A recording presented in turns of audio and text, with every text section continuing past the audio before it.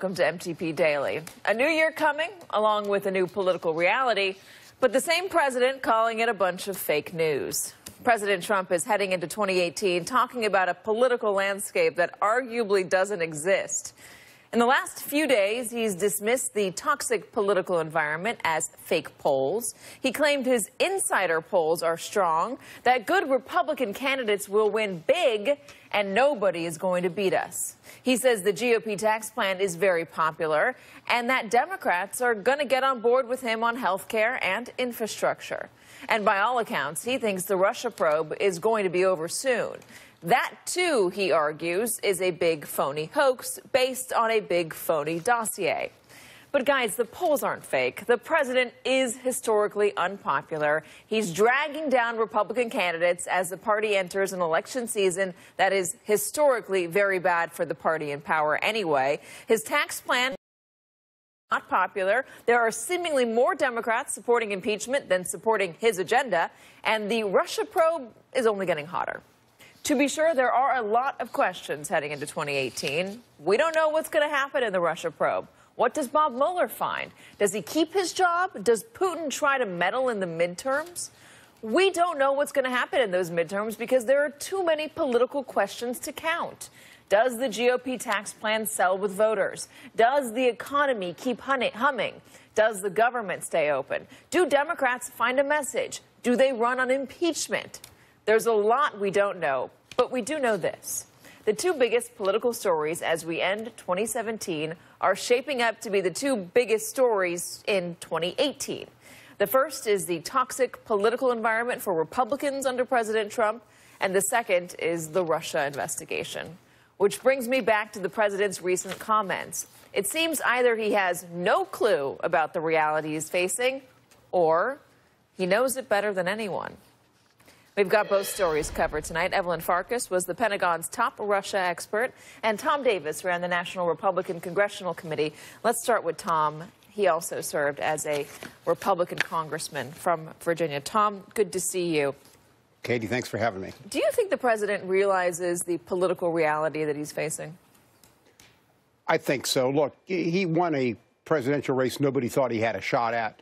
I think he understands it, but I don't think you don't want to say anything out front to undermine things. But I think deep down he understands it. You can't look at the Virginia results and come to any other conclusion. Do you think that he sees 2016 in a way that makes him ignore the polling that's out there, ignore the traditional political reality that's out there? And by that I mean ignore what would normally amount a very bad year for the president in the midterms? Yeah, Katie, you make a good point. This is normal, and particularly when one party controls the presidency, the House, and the Senate, the midterm losses get exaggerated. The last three times, 1994, 2006, 2010, the House flipped in all of those occasions. So this is, historically, that's where you would be anyway at this point, no matter who is president. He's got smart people around him, I think, that tell him this as well. But the Virginia results were absolutely devastating.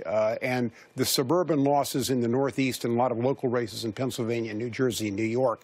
The good news for Republicans is they are in control to some extent and have an opportunity basically to change that trajectory if they can get their act together. Not to mention the Alabama results where the Republican candidate lost and the president had a net zero rating for approval in the exit polls down in Ruby Red, Alabama. So if you're a Republican and you're running in 2018, do you run towards the president or do you run away from him? I think it depends where you are. I think the president's still pretty popular among Republicans. So if you're from a safe Republican seat where the Republican primary is your only race, you want to stay with him, and that's a majority of the conference.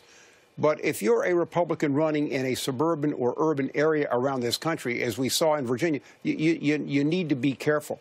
The irony here is that the president's getting good outcomes. You look at the stock market, you take a look at the unemployment, the productivity. All of these things are good, but he remains very toxic to some of these suburban voters. And, you've got about 6-8 months to turn this around. What happens if Steve Bannon is backing a candidate in the race and pulling that candidate far to the right and pulling that candidate to blind loyalty of the president no matter what he says? Well, it makes an uphill race even more uphill. One thing the Republicans need to understand is that even when they're united right now in some of these races, it's hard to win. Like in Virginia, Republicans were united behind Ed Gillespie. But when they're divided, as they were in Alabama, it puts a lot of seats at risk that don't need to be there. So, look, the Republicans passing this tax bill at the end, finally getting their act together, getting out of the end of the year. It's not a big accomplishment, but without a government shutdown, moving ahead. If they can keep their act together, it will mitigate to some extent their midterm losses, but they're going to lose seats. We'll see, and we'll see whether or not they can run off this tax plan being good, or if the Democrats win off an argument that it is good, but it's mostly good for the wealthy. Right. The president is talking about being able to work with Democrats in 2018 on infrastructure, on health care. Perhaps, maybe that is an indication that he sees the reality is not so great and that he's going to have to move more towards the center. I don't know. I haven't seen him do that in the past, regardless of political realities. But if you are a Democrat, Tom, and I know you're not a Democrat, but if you were a Democrat, is there any incentive right now to work with Donald Trump on anything? Well, it's a high ante. If you're a Democrat, your base Donald Trump is not popular with your base at all. He's absolutely radioactive. Popular with the Republican base, very unpopular with Democrats. So for a Democrat to be able to move across the aisle and work, it's got to be something worthwhile. It kind of raises the ante on issues like immigration, on issues like infrastructure. But let me just say one thing on this narrative on the tax bill, because I think this is important. Nobody's read this tax bill, including, I'm sure, a lot of members. Everybody has an opinion on it. It reminds me of the Medicare Part D, which we passed on a party line vote, which ended up being very popular, but we lost the immediate narrative and we lost the narrative going into the election cycle. This narrative will be won or lost over the next 6-8 months as people find out what their actual tax bills are and how the economy performs. But Republicans need to stay on that message because currently they're losing that debate. The Democrats are divided on the issue of impeachment. Some that Donald Trump should be impeached are already trying to introduce the articles of impeachment. There are some that say that it's just too soon, it's a bad idea. If you are a Republican, do you want the Democrats to run on impeachment? Absolutely. I go back to 1998 when I think we were poised to pick up about 15 seats in the House. Ken Starr's report came out. You had the blue dress and Monica Lewinsky. Democratic workers basically stayed away.